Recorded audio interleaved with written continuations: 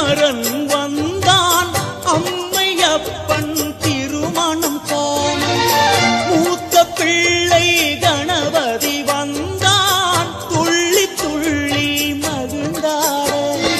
தேவாதி தேவர்கள் வாழ்த்தொலிக்கு ஒரு தெய்வீக சங்கமம் நிகழ்ந்ததம்மா.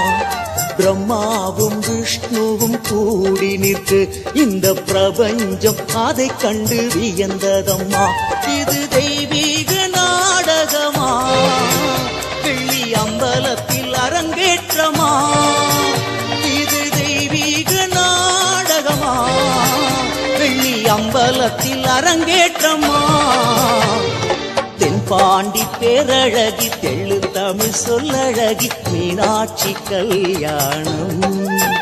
அந்த வெள்ளிமலை மன்னனுக்கு கள்ளழகர் தங்கையவள் வாக்கப்படும்